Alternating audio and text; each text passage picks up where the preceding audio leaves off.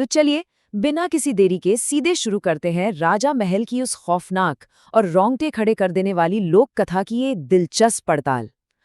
आज हम इस डरावनी कहानी की गहराइयों में उतरेंगे और इसके हर एक रहस्यमयी पहलू को बिल्कुल बारीकी से समझेंगे।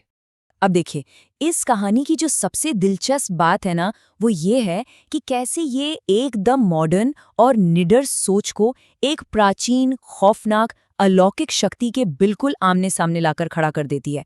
मतलब एक बड़ा सवाल उठता है, क्या होता है जब एक ऐसे इंसान का, जिसे किसी भी चीज से डर नहीं लगता, सामना एक ऐसे अतीत से हो जाए जो खत्म होने का नाम ही नहीं लेता। तो हमारी इस कहानी का जो मेन कैरेक्टर है, 34 साल का रवि नायडू, उसकी दुनिया एकदम प्रैक्टिकल और भौतिक है। वो पेशे से एक इविक्शन स्पेशलिस्ट है, यानी बिल्डरों के लिए कब्जा हटाने का काम करता है। बस सुबह उठना, अपनी पुरानी सी मोटरसाइकिल स्टार्ट करना और अपनी डायरी में लिखे अगले टारगेट की तरफ निकल जाना, यही उसकी रूटीन है। लेकिन दूसरी तरफ है राजा महल का वो खौफनाक इतिहास। घने जंगलों के बीच एक वीरान महल, एक राजा जिसकी बेरहमी से हत्या कर दी गई थी, और एक ऐसा खतरनाक शाप जिसके बारे में कहा जाता है कि आज तक कोई भी वहां एक रात जिंदा नहीं गुजार पाया है।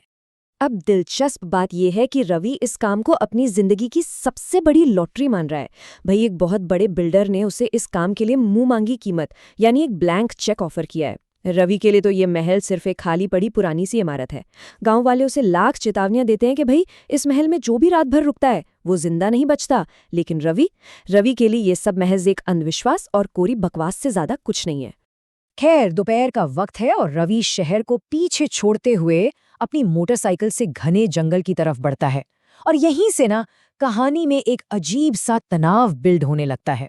जंगल में घुसते ही हवा अचानक बहुत भारी और घुटन भरी सी हो जाती है, और फिर सामने आता है वो जंग लगा हुआ लोहे का गेट जिस पर पूरी तरह से बेलें लिपटी हुई हैं। जैसे ही रवि वहां अपनी मोटरसाइकिल का इंजन बंद करता है, एकदम सन्नाटा छा जाता है। बिल्कुल एक मरा हुआ खौफनाक सन्नाटा। कोई जानवर नहीं, किसी पक्षी की आवाज नहीं। इसी भयंकर चुप्पी के बीच रवि उस महल की सीमा में अपना पहला कदम रखता है। महल के अंदर कदम रखते ही जो नज़ारा दिखता है वो खतरे की पहली बड़ी घंटी बजा देता है। ऊंची छतें और लंबे कॉरिडोर्स तो वहां हैं ही, लेकिन जो सबसे ज्यादा डरावनी चीज है वो है दीवारों पर टंगी हुई पुरानी सड़ती हुई पेंटिंग्स। उन तस्वीरों में एक अजीब बात है, चेहरों की आंखों वाली जगह को ना जानबूझकर काले रंग से खुरचकर मिटा दिया गया है। मतलब देखते ही रोंगटे खड़े हो जाएं। ये खुरचे हुए निशान चीख चीख कर बता रहे होते हैं कि यहाँ पास्ट में कुछ बहुत ही भयानक और गलत हुआ है। उस अजीब से माहौल में बेचैन होकर रवि अचानक आवाज लगाता है, कोई है यहाँ? लेकिन उस खाली कॉरिडोर से जो गूंज वापस आती है ना, वो उसकी अपनी आवाज थी ही नहीं। वो गूंज बहुत धीमी थी, भारी थी और इतनी डिस्टॉर्टेड थी जैसे कोई और उसके ही शब्दों को दोहरा रहा हो। ये खौफनाक आवाज कहानी को पूरी तरह से एक नए और भी ज्यादा डरावने लेवल पर ले जाती है। तभी अचानक जमीन के नीचे से एक दबी हुई सी पुरानी चीख सुनाई देती है, जो रवि को एक छुपे हुए तहखाने तक ले जाती है। अंदर का नजारा सच में कंपा देने वाला है। वहां खून से सनी हुई भारी भारी जंजीरें पड़ी हैं। लेकिन जो चीज सबसे ज्यादा दिमाग खराब करने वाली है वो है पास ही जल रहा एक अकेला दिया। उसकी लौ बिल्कुल स्थिर है, जरा भी नहीं हिल रही, जबकि उस कमरे में हवा का कोई नामो निशान तक नहीं है। ये नामुमकिन सी घटनाएं साफ कर देती हैं कि रवि अब सीधे उस श्राप के एकदम केंद्र में पहुंच चुका है। और फिर जैसे ही रवि उस कमरे में और अंदर जाता है, वो दिया अचानक से बुझ जाता है। चारों तरफ बस घुप अंधेरा छा जाता है। ये बिल्कुल वो सटीक पल है जब इस निडर इंसान को पहली बार अपनी जिंदगी में ये एहसास होता है कि उसने यहाँ आकर एक बहुत बड़ी और शायद अपनी जिंदगी की आखिरी गलती कर दी है। अब सबसे बड़ा सवाल यही है कि उस भयानक अंधेरे में आखिर उसका इंतजार कर कौन रहा था? तू यहाँ कब्जा करने आया है? अंधेरे में बिल्कुल रवि के कान के एकदम पास फुसफुसाते हुए कहे गए ये शब्द माहौल को पूरी तरह बदल देते हैं। अब ये कहानी कोई महज खंडर की खोज नहीं रह गई है, बल्कि ये अब एक सीधा और खौफनाक अलौकिक हमला बन चुकी है।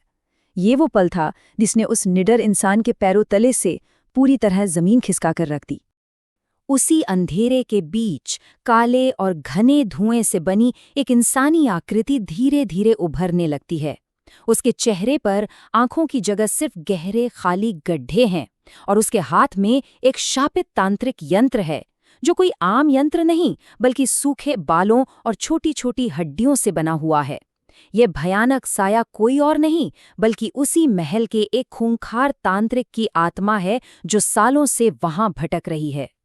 और ठीक इसी पल उस शापित महल का वो खौफनाक इतिहास सामने आता है। असल में हुआ ये था कि सालों पहले महल के राजा ने इस तांत्रिक को काले जादू और खून की बलि देने के जुर्म में अपने राज्य से निकाल दिया था। इस बात से तांत्रिक इस कदर पागल हो गया कि उसने काले सांपों और डरावने मंत्रों का इस्तेमाल करके खुद राजा को ही जंजीरों में जकड़ लिया और फिर अपनी तांत्रिक विद्या और काली बलि को पूरा करने के लिए उसने राजा की बेहद बेरहमी से हत्या कर दी। महल का ये वीरान तहखाना आज भी उसी पुरानी और बुरी शक्ति से पूरी तरह भरा हुआ है। अब कहानी यहाँ अपने एकदम पीक पर पहुंच जाती है। वो तांत्रिक ऐलान करता है कि रवि ही उसकी अगली बलि बनेगा। अचानक रवि के सीने में एक ऐसा भयानक दर्द उठता है जिसे बर्दाश्त करना नामुमकिन है और वो हवा में तैरने लगता है। उसकी आंखें पूरी तरह से सफेद पड़ने लगती हैं। उसे ऐसा महसूस होने लगता है जैसे कोई बहुत ही हिंसक तरीके से उसकी आत्मा को उसके शरीर से बाहर खींच रहा हो। ये सिर्फ एक डरावना एहसास नहीं था, बल्कि एक ऐसा जानलेवा शारीरिक और आध्यात्मिक हमला था जिसने उस निडर एविक्शन स्पेशलिस्ट को मौत के बिल्कुल मुहाने पर लाकर खड़ा कर दिया था। इस घर में और खून नहीं होगा। अचानक एक बेहद भारी लेकिन बिल्कुल शांत आवाज उस काले जादू के असर को चीरती हुई गूंज उठती है। और ये एक अकेली आवाज कहानी में एक बिल्कुल ही अप्रत्याशित एक दूसरी आत्मा की एंट्री करवा देती है। अब यहाँ एक बहुत ही जबरदस्त टकराव देखने को मिलता है। एक तरफ वो गुस्से से भरा हुआ तांत्रिक है जिसके मंत्र अब टूट रहे हैं और धुएं से बनी उसकी आकृति धीरे धीरे घुलने लगी है, और दूसरी तरफ है उस मृत राजा की आत्मा जिसका आकार और शक्ति लगातार बढ़ती ही जा रही है। ये सीधा टकराव हमें ये दिखाता है कि राजा के अंदर आज भी अपने लोगों की रक्षा करने का जो कर्तव्य है ना, वो उस तांत्रिक की सदियों पुरानी नफरत से कहीं ज्यादा ताकतवर है। लेकिन देखिए, तांत्रिक के खत्म होने के बाद भी खतरा पूरी तरह से टला नहीं था, क्योंकि राजा की जो असली सूरत उभर कर सामने आती है वो सच में दिल दहला देने वाली है। उसकी आंखें भी उन अंतहीन काले गड्ढों जैसी ही हैं। शरीर की त्वचा पूरी तरह से गल चुकी है जिसमें से हड्डियां साफ बाहर झांक रही हैं, और पूरे शरीर पर उस बेरहम हत्या की वजह से आई हजारों चोटों के निशान हैं। राजा भले ही यहाँ एक रक्षक के रूप में सामने आया हो, लेकिन सच तो यही है कि वो भी एक बेहद भयानक और दर्दनाक मौत का ही साया था।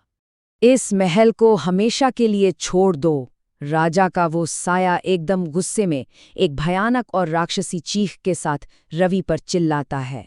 उस नज़ारे और उस आवाज में इतना ज्यादा खौफ था कि वो कब्जा हटाने वाला निडर आदमी रवि, जो कभी किसी से नहीं डरता था, वो उस भयानक डर के मारे वहीं जमीन पर गिरकर बेहोश हो जाता है। जब सुबह होती है और कहानी अपने अंत की तरफ बढ़ती है, तो सूरज की पहली किरण के साथ ही रात का वो सारा अलौकिक खौफ कहीं गायब हो जाता है। महल अब फिर से महज एक शांत और टूटा हुआ खंडर बन चुका है। रवि को जैसे ही होश आता है, वो बिना एक बार भी पीछे मुड़कर देखे वहां से अपनी जान बचाकर भाग खड़ा होता है। और हाँ, वो उस बिल्डर के ब्लैंक चेक को भी साफ ठुकरा देता है। इस एक रात ने रवि को हमेशा हमेशा के लिए बदल कर रख दिया, लेकिन उस महल के खौफनाक राज आज भी उसी की दीवारों में दफन है।